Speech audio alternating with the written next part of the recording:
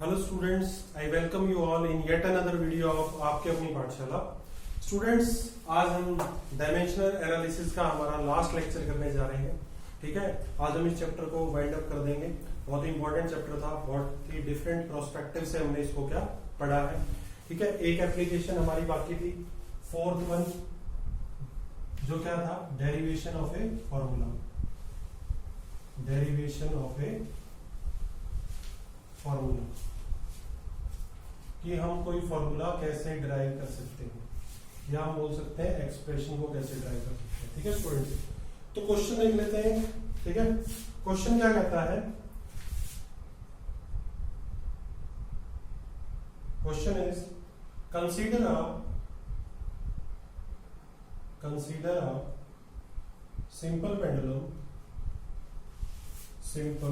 Pendulum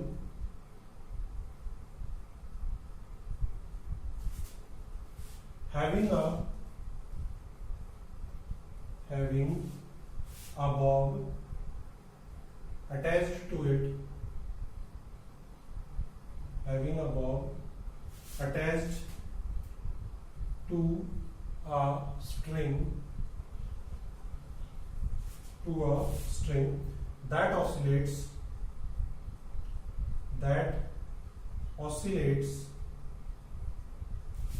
under the action of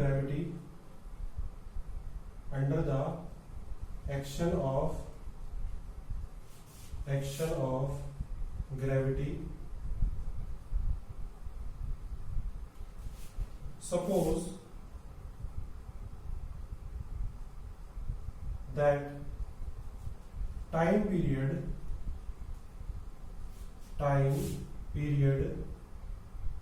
of simple pendulum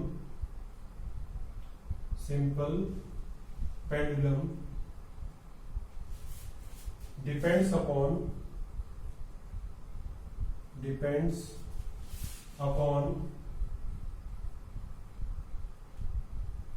किस पे depend करता है? It's length, means length of the string. और किस पे डिपेंड करता है? एक्सेलरेशन ड्यू टू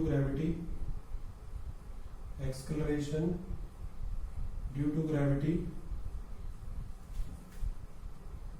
और थर्ड किस पे डिपेंड करता है? Mass of bob. ठीक है, इन तीन फैक्टर्स पे डिपेंड करता है। हमें क्या कहा गया है? Derive the expression for its time period using method of dimensions. derive the expression for its time period।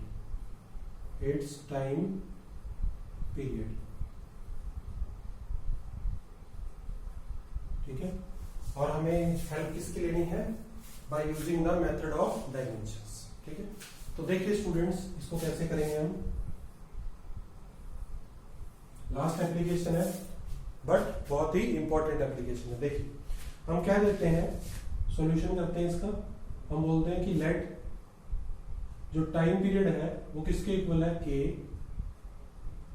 के क्या आपके पास यहाँ पे कोई भी कांस्टेंट। ठीक है, के क्या है? कोई भी डायमेंशन लेस कांस्टेंट। ठीक है, k l raise to the power a. ठीक है, और आपके पास g raise to the power b और m raise to the power c। इसको मैं ले लेता हूं इक्वेशन नंबर 1। ठीक है स्टूडेंट, ध्यान से देखिए, मैंने क्या किया, उन्होंने क्या बोला कि टाइम पीरियड है, मुझे किस पे डिपेंड करता है? लेंथ। तो l और डायमेंशन क्या ले लिया हमने? a। उसके बाद acceleration due to gravity g, dimension क्या लिया? b। देन क्या है हमारे पास? मास ऑफ बॉब m, और डायमेंशन क्या ले लिया? c। Where k is a dimensionless constant,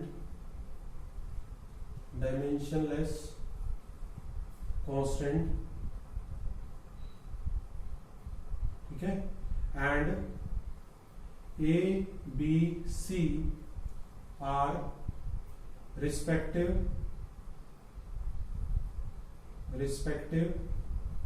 dimensions। ABC क्या है? Respective dimensions. ठीक है, तो जो अबव फॉर्मूला हमने इक्वेशन 1 ली है किस पे डिपेंड करता है, तो हम इसको किस फॉर्म में लिख लेंगे, डायमेंशनल फॉर्म में। सो राइटिंग अबव इक्वेशन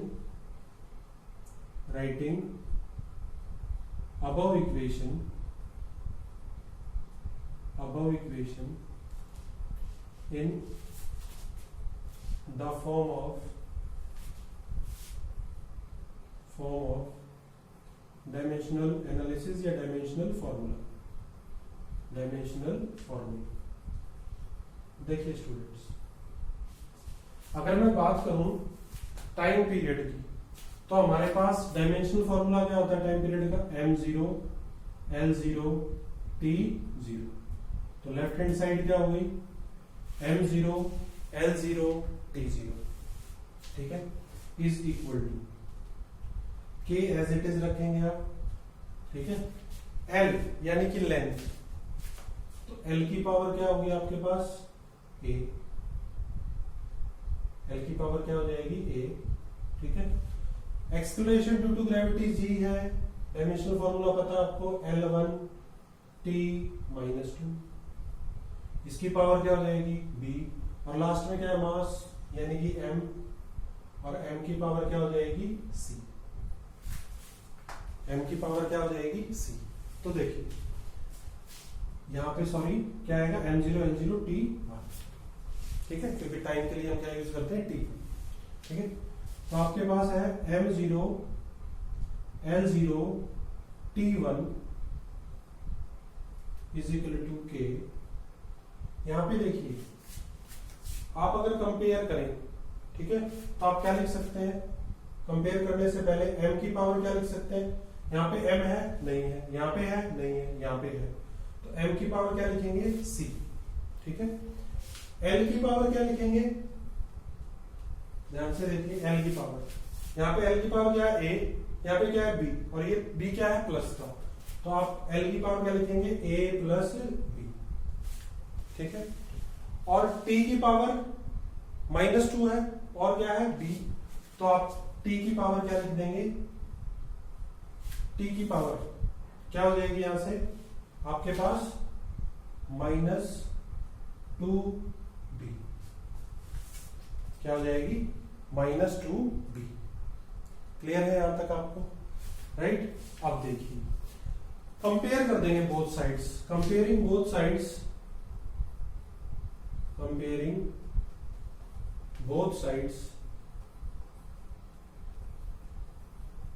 अगर दोनों साइड को हम क्या करते हैं, कंपेयर करते हैं, तो देखिए क्या होगा हमारे पास, कंपेयरिंग बोथ साइड्स।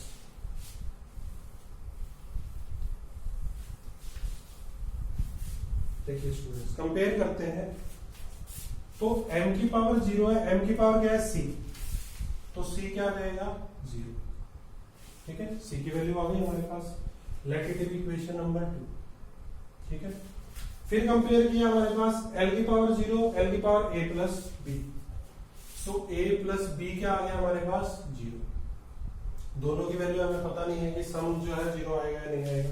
देखिए यहां से t की पावर 1 और t की पावर -2b, राइट, तो आपके पास -2b किसके इक्वल हो जाएगा, 1, तो यहां से b क्या आ गया, -1/2, b is equal to -1/2।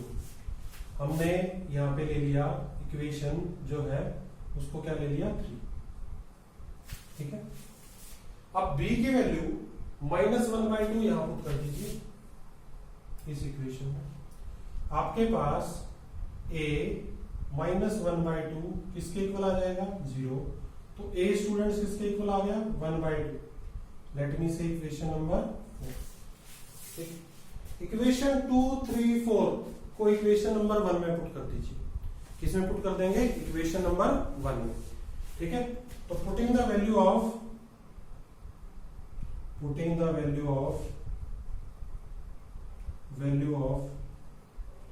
Equation 2, 3, 4 in equation 1। Equation 1 में पुट करेंगे तो आपके पास क्या आएगा, देखिए इक्वेशन 1 क्या आपके पास,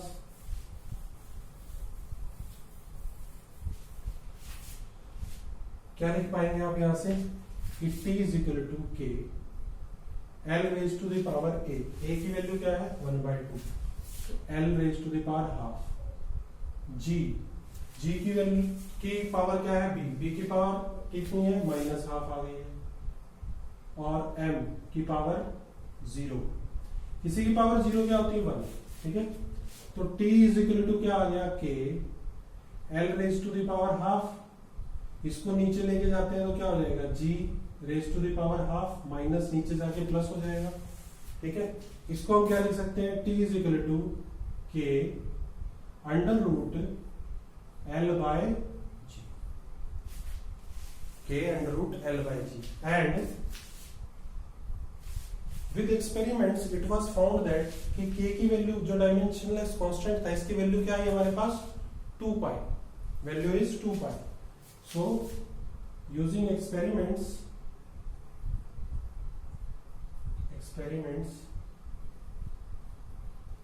value of k comes out to be 2 pi, कितनी वैल्यू आई बेटा 2 पाई।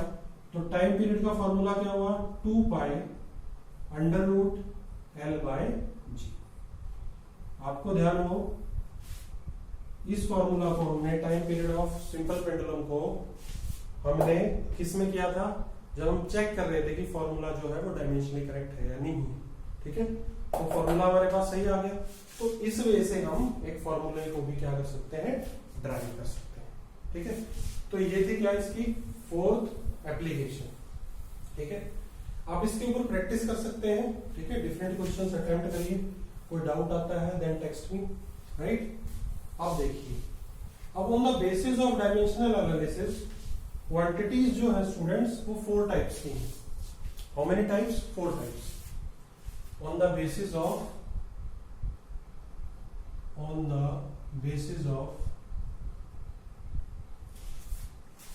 डायमेंशनल एनालिसिस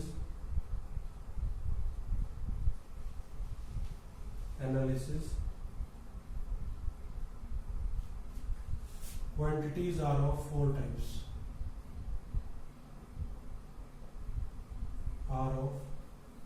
4 types, ठीक है। कितने टाइप की हैं 4। 1 बाय 1 डिस्कस कर लेते हैं। फर्स्ट जो है स्टूडेंट्स हमारे पास उनको बोलते हैं हम dimensional constants,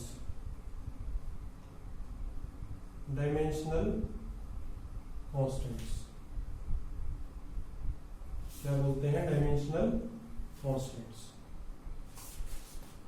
those quantities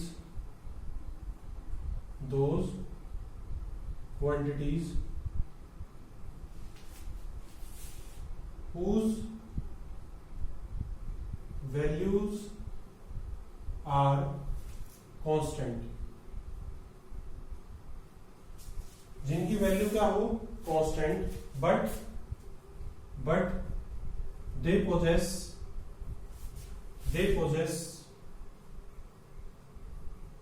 dimensions, meaning क्या हुआ ऐसी क्वांटिटी जिनकी वैल्यू क्या हो कांस्टेंट हो, चेंज ना होती हो, लेकिन उनका डायमेंशनल फॉर्मूला एग्जिस्ट करता हो। क्या एग्जिस्ट करता हो डायमेंशनल फॉर्मूला।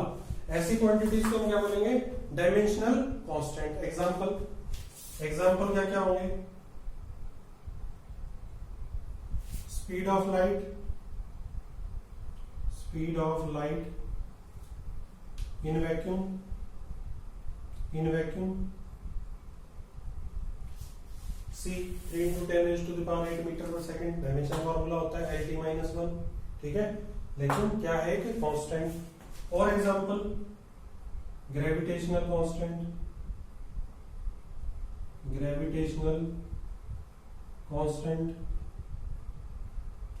g हमने ड्राइव किया था ना 6.67 into 10 raised to the power -11 newton metre square पर आपके पास क्या था kg², ठीक है, ग्रेविटेशनल कांस्टेंट। उसके बाद कूलम्स कांस्टेंट के वैल्यू क्या होती है 9 इंटू 10⁻⁹ न्यूटन मीटर स्क्वायर पर कूलम स्क्वायर, ठीक है। लेकिन डायमेंशंस एग्जिस्ट करते हैं, ठीक है। उसके बाद कूलम्स कांस्टेंट के बाद आपके पास क्या था, Planck's constant. Planck's constant students अगर आपको याद हो, मैंने प्लैंक्स कांस्टेंट का आपको फॉर्मूला ड्राइव करवाया था, ठीक है।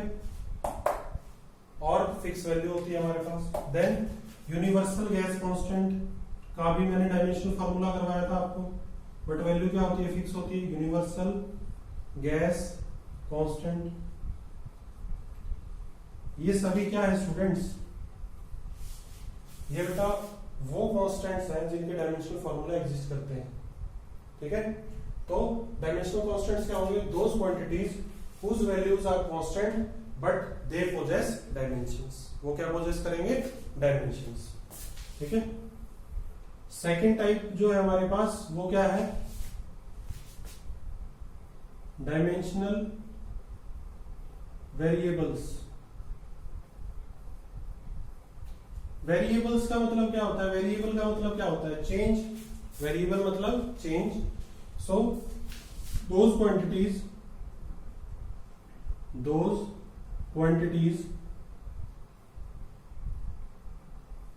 whose value varies, या हम कहें changes but they possess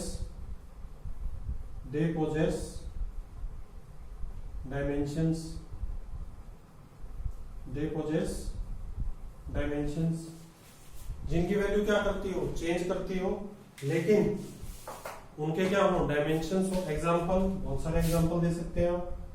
example, area, volume, density,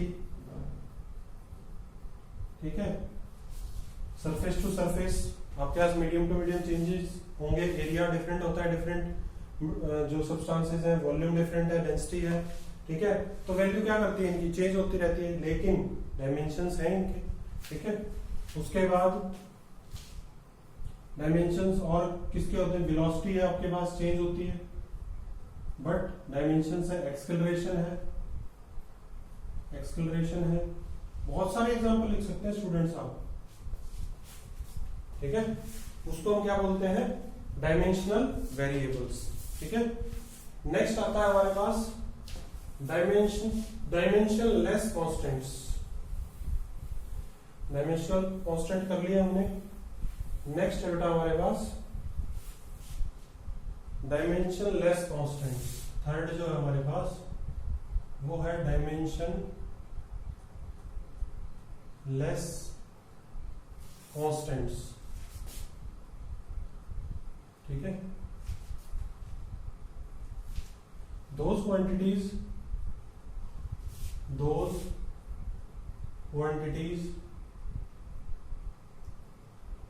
which are constant and do not possess dimensions, ठीक है।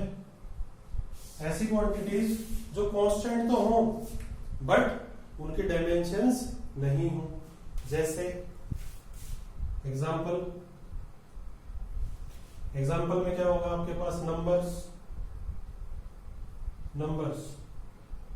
1 2 3 4 एंड सो ऑन, सभी क्या है, कांस्टेंट है, लेकिन इनकी डायमेंशन एग्जिस्ट नहीं करती।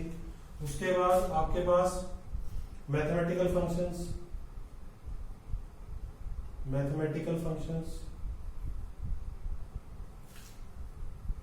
ठीक है। मैथमेटिकल फंक्शंस में आपके पास जो भी है, पाई है, एक्सपोनेंशियल है, ठीक है। Trigonometric functions,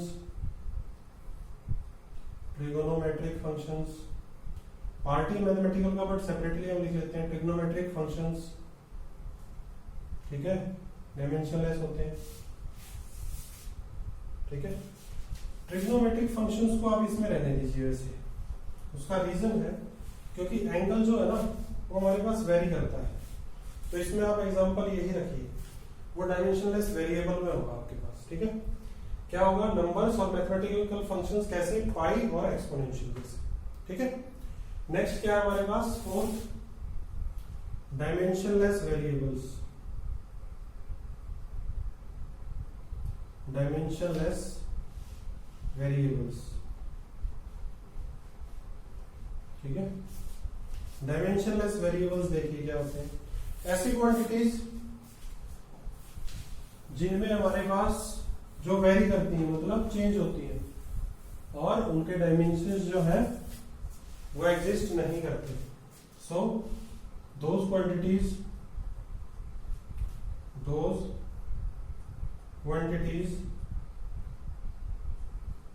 which vary means changes, या varies आप कर सकते हैं, and do not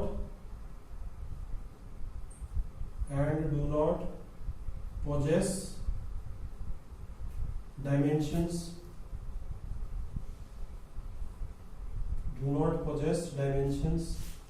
ठीक है, ऐसी क्वांटिटीज को हम क्या बोलेंगे, डायमेंशनलेस वेरिएबल्स। एग्जाम्पल क्या क्या होगा, angle, strain, specific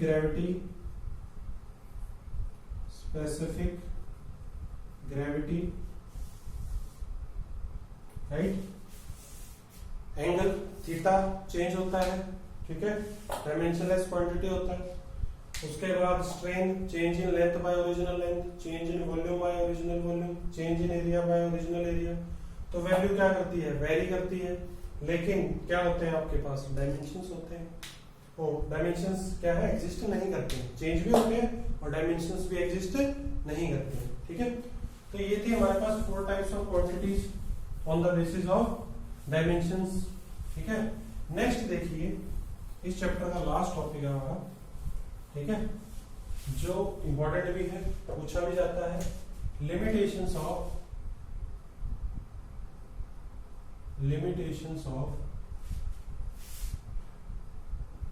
dimensional analysis, कि हमारे पास डायमेंशनल फॉर्मूला की लिमिटेशंस क्या क्या है। ठीक है, सबसे पहली लिमिटेशन, बहुत सारी लिमिटेशंस है, लेकिन आपके पास जो है उनको हम 1 बाय 1 डिस्कस करेंगे। ठीक है, तो सबसे पहले, it does not give any information,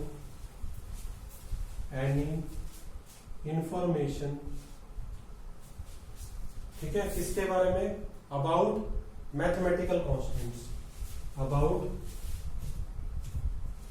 mathematical constants, ठीक है, that is 1 2 3 4 number, pi, exponential etcetera. इनके बारे में हमें कोई इंफॉर्मेशन नहीं दी गई। ठीक है, सबसे पहली ड्रॉबैक, ठीक है, काफी फेटल ड्रॉबैक थी। सेकंड देखिए, it does not give the explanation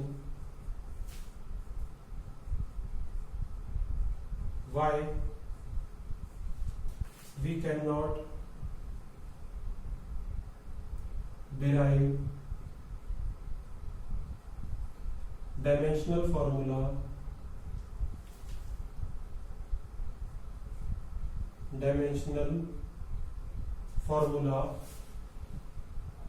of trigonometric functions।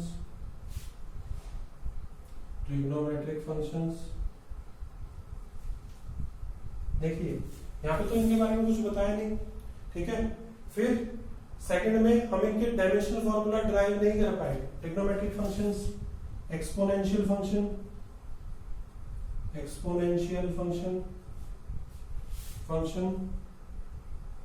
ठीक है,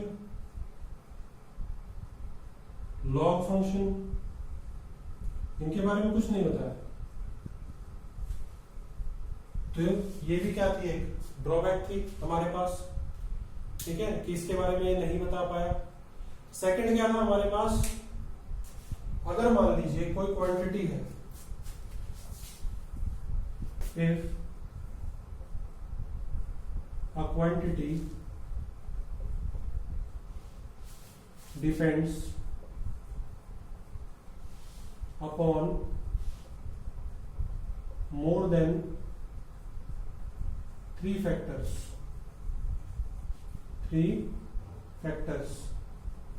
अगर 3 फैक्टर से ज्यादा पे डिपेंड करती है, मान लीजिए मास, लेंथ और टाइम के अलावा किसी फैक्टर पे कोई क्वांटिटी डिपेंड कर रही है, तो डायमेंशनल एनालिसिस में उसका कोई भी उन्होंने सॉल्यूशन नहीं दिया कि उस केस में हम डायमेंशनल फॉर्मूला कैसे ड्राइव करेंगे। जैसे अभी हमने ड्राइव किया था, हमने मास ले ली, लेंथ ले ली, टाइम ले ली, लेकिन सपोज करो किसी फोर्थ किसी भी फैक्टर पे डिपेंड कर रही है क्वांटिटी, तो डायमेंशनल एनालिसिस ने कोई उसकी एक्सप्लेनेशन हमें नहीं दी। तो if a quantity depends upon more than 3 factors, then it failed to explain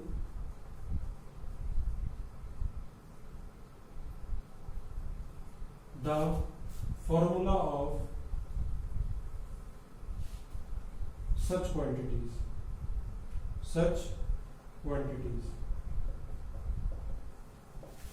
ठीक है। अगर मास, लेंथ और टाइम के अलावा किसी पे डिपेंड करती है तो डायमेंशनल फॉर्मूला हमें नहीं, उसने कोई एक्सप्लेनेशन नहीं दी, ठीक है। Fourth, it does not discuss about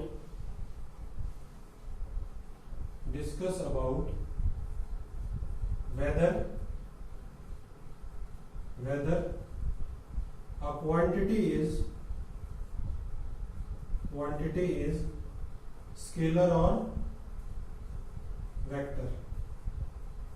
इसने हमें नहीं बताया कि जो क्वांटिटी होगी वो क्या होगी, स्केलर होगी या फिर वेक्टर होगी, ठीक है।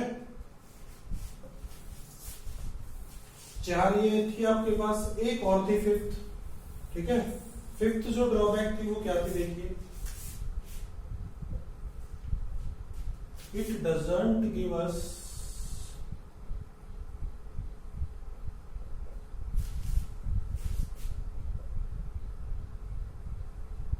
the exact form of relation। It doesn't give us exact form of relation, ठीक है। क्या हम कह सकते हैं इसको, the method is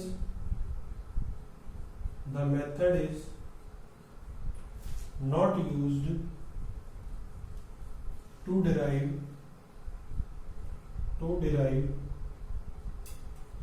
exact form of relation। देखिए इससे क्या समझते हैं हम, एग्जैक्ट फॉर्म ऑफ रिलेशन मतलब मान लीजिए आपके पास इक्वेशन है, S = कल हमने डिस्कस किया था ut + ½ at², ये इक्वेशन थी हमारे पास, ठीक है। तो इसमें हमें नहीं बताया कि हम दोनों साइड से क्या कर रहे हैं, इक्वेट कर रहे हैं, ठीक है। हम पहले बात तो हाफ के बारे में, मैथमेटिकल कांस्टेंट के बारे में कुछ नहीं बताया, फिर हम लेफ्ट हैंड साइड को राइट हैंड साइड प्रूव कर रहे हैं और दो इक्वेशंस को, इसको और इसको हम ऐड कर रहे हैं और ऐड करके इसके इक्वल रख रहे हैं, ठीक है। तो जब किसी एक पर्टिकुलर साइड पे मोर देन 2 टर्म्स हो जाए, क्या हो जाए, मोर देन 2 टर्म्स हो जाए, तो हमारे पास एग्जैक्ट फॉर्म ऑफ रिलेशन के बारे में कोई डिस्कशन नहीं की कि हम इन दोनों को ऐड करके इसके इक्वल क्यों रखते हैं। Getting my point. इन्होंने बता दिया कि ये होगा t + t, t होगा t - t, जो होगा t होगा, लेकिन वैसे मैथमेटिक्स में देखें तो t - t हमारे पास क्या होगा, 0 हो जाएगा। तो इन्होंने ये एक्सप्लेन नहीं किया, ठीक है, रूल बना दिया बट इसको एक्सप्लेन ये नहीं करता। सो स्टूडेंट्स, ये क्या थे हमारे पास लिमिटेशंस, ठीक है। अब आपने करना क्या है, आपने जो 4 मेथड है जो एप्लीकेशन है डायमेंशनल एनालिसिस की, उसके ऊपर क्वेश्चंस अटेम्प्ट करने हैं। तो आपका होमवर्क क्या रहेगा, you have to attempt the questions, ठीक है, प्लस आप इसको बहुत अच्छे से रिवाइज करेंगे, ठीक है, क्योंकि रिवाइज नहीं करेंगे you will get nothing out of it, right. So this was our chapter regarding dimensional analysis. हमने एक एक चीज को बहुत बारीकी से, बहुत प्रिसाइजली किया है। होप आपको पसंद आया होगा, right. So stay home, stay safe, and if you like the video, don't forget to subscribe the channel. Be happy. Thank you so much.